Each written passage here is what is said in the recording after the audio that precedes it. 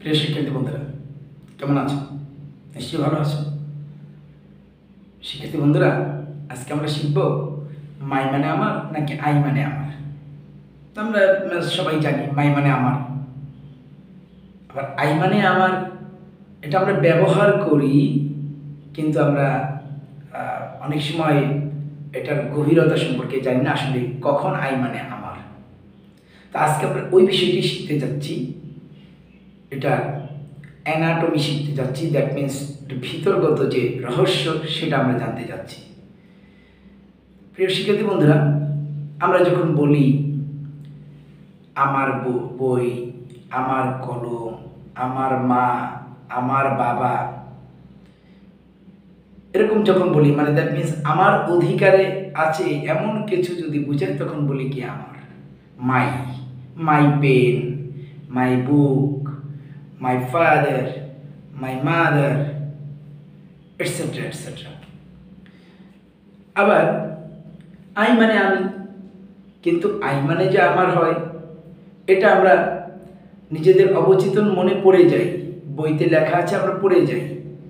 যেমন আমার সেখানে যাওয়া উচিত, আই শুড গো দেয়ার, আমার কাজটি করতে হবে, I have to do the work. কিন্তু কখনো কি ভেবে দেখেছো যে এখানে আমার ক্ষেত্রে আই কেন হলো? ভেবে দেখো। তাহলে আজকে চলো আমরা এটা শিখি, এবং এটা শেখার পর আমরা এটা অন্য কেউ শেখাবো। এখানে যারা অডিয়েন্স তোমরা আছো, যারা দেখছো, নিশ্চয়ই তোমরা ওটা আরেকজনকে শিখিয়ে দেবে। ওকে, তাহলে আমরা একটু বোর্ডে যাই। দেখো, আজকে আমাদের হেডলাইন হলো মাই মানে আমার নাকি আই মানে আমার। তাহলে আমরা যদি দেখি যে আমার মা, এটার ইংলিশে কি হবে? My mother. যদি বলি আমার কলম, মাই পেন। আমার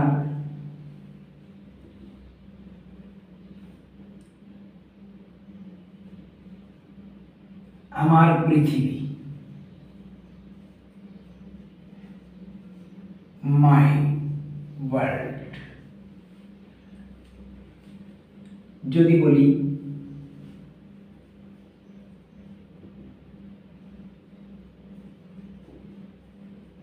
আমার একটি লাল কলম আছে, তাহলে আমরা লিখব আমার একটি লাল কলম আছে। তখন একটু খেয়াল করি, আমার একটি লাল কলম আছে, আমার আছে, তখন আমরা লিখি কি? I have a red pen. এখানে তোমরা একটা বিষয় খেয়াল করো। দেখো, এখানে বলেছিলাম আমার মা, আমার কলম, আমার পৃথিবী। এখানেও আছে আমার কলম, কিন্তু এখানে দেখো, এখানে যেমন আমার শব্দটির পরে এই মা, মা শব্দটি কি? নাউন বা নামবাচক বিশেষ্য, রাইট? নাম। আমার মা এটা একটা নাম, আমার কলম এটা একটা নাম। মানে কি, যদি আমরা ইংলিশে বলি নাউন, তাই না? আমার শব্দটি পরে একটা নাউন আছে বা নাম আছে, আমার কলম এটা একটা নাউন আছে, আমার পৃথিবী এটাও একটা নাউন। দেখো, সাথে সাথে যখনই আমার শব্দটির সাথে আমার শব্দটি ঠিক পরেই যখন একটা নাউন বসবে, তখন আমরা সেখানে ব্যবহার করব মাই। তখন সেখানে কি ব্যবহার করব? মাই। দেখো, এখানে বলা হয়েছে আমার একটি লাল কলম আছে। আমার কলম, দেখো এই কলমটি কার? আমার, কিন্তু এই আমার শব্দটির পরে কিন্তু কলম শব্দটি বসেনি। আমার শব্দটার পরে কিন্তু কলম, এই নাউন শব্দটা আমার শব্দটির পরে বসেনি, বসেছে কি একটু দূরে, মাঝখানে অন্যান্য শব্দ বসে তারপরে বসেছে। ওই ক্ষেত্রে কিন্তু আমি এখানে লিখতে পারবো না, বা আমরা এখানে লিখতে পারবো না যে মাই হ্যাভ এ রেড পেন, এটা বলাও যাবে না, লিখাও যাবে না। সেই ক্ষেত্রে আমরা ব্যবহার করব I have a red pen. তো সেই ক্ষেত্রে এই আই এর অর্থ গিয়ে দাঁড়ালো হলো আমার। তার বিষয়টা কি দাঁড়ালো? বিষয়টা দাঁড়ালো হলো যখন আমরা দেখব যে আমার শব্দটির পরেই কোনো নাউন আছে, তখনই আমরা ওখানে মাই ব্যবহার করব। আর যখন দেখব যে আমার অধিকারে আছে এমন কিছু, সেই নাউনটি আমার শব্দটির পরে বসে নাই, মাঝে আরও শব্দ বসে তারপরে গিয়ে বসেছে সেন্টেন্সের প্যাটার্ন বা গঠন অনুযায়ী, তো সেই ক্ষেত্রে আমরা ব্যবহার করব আই। তো আমরা এরকম আরও কিছু এক্সাম্পল দেখব, তাহলে ইনশাআল্লাহ ক্লিয়ার হয়ে যাব।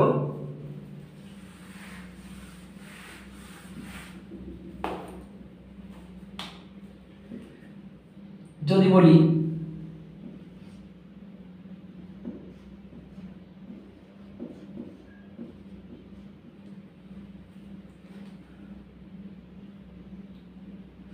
আমার কলমটি লাল, দেখো আমার কলমটি লাল, তাহলে এটা ট্রান্সলেশনটা কি হচ্ছে? দেখো এখানে আমার শব্দটির পরে কলম আছে, তাহলে কলম আমার, কলমটি লাল। কলম শব্দটি কি? নাউন। তাহলে সূত্র অনুযায়ী কি বসছে? My pen is red, my pen is red. দেখো এখানে মাই বসেছে, একটু খেয়াল করি। আবার যদি যেমন কিছুক্ষণ আগে যে সেন্টেন্সটা লিখেছিলাম যে আমার একটি লাল কলম আছে, আমার একটি লাল কলম আছে। দেখো আমার কলমটি লাল আর আমার একটি লাল কলম আছে, দুটো কথার অর্থ কিন্তু একই। আমার কলমটি লাল, আমি একটা লাল কলম নেই, ধরে নাও যে আমার কলমটি সাদা, তাহলে কি হবে? My pen is white. আর যদি বলি আমার একটি সাদা কলম আছে, I have a white colour pen, অথবা I have white pen. Clear? তো দেখো কথা একই, কিন্তু শব্দের বিন্যাস অনুযায়ী মাই আমার, আবার আই মানেও আমার। যেমন এখানে শব্দের বিন্যাস অনুযায়ী দেখো আমার কলমটি লাল, আমার শব্দটি পরে কলম বসেছে, যার কারণে বসেছে সেখানে কি মাই পেন। আর এখানে বলছে আমার একটি লাল কলম আছে, কলম আমার শব্দটি পরে কলম শব্দটি কিন্তু নেই, এখানে কলম শব্দটি কোথায়? একটু দূরে, মাঝখানে অন্যান্য শব্দ বসে তারপর কলম বসেছে। সেই ক্ষেত্রে কি বলবো?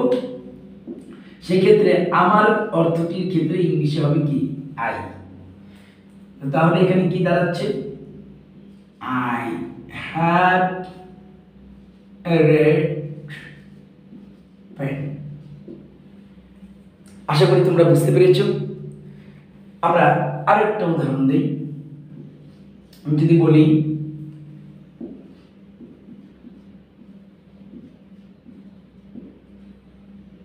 আমার সেখানে যেতে হবে,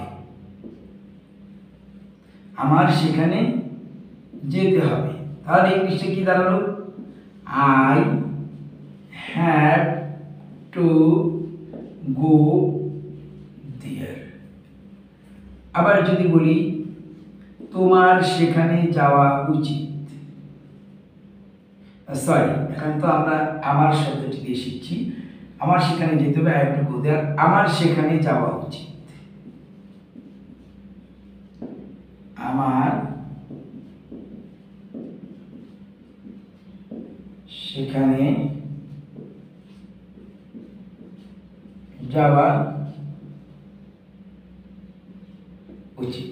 তাহলে কি হবে দেখো, আই হ্যাভ টু গো দেয়ার। তো প্রিয় শিক্ষার্থী বন্ধুরা, আমি আশা করি তোমরা এটা বুঝতে পেরেছো। আমি সহজভাবে তোমাদেরকে বোঝানোর চেষ্টা করেছি। তবে তোমাদের কাছে একটা বিনীত অনুরোধ, আমার চ্যানেলটি যারা সাবস্ক্রাইব করনি দয়া করে সাবস্ক্রাইব করবে, বেল আইকনে ক্লিক করবে, যাতে করে যে কোনো ভিডিও আপলোড করার সাথে সাথে তোমার সবার আগে তোমার কাছে যেন এটা পৌঁছে যায়।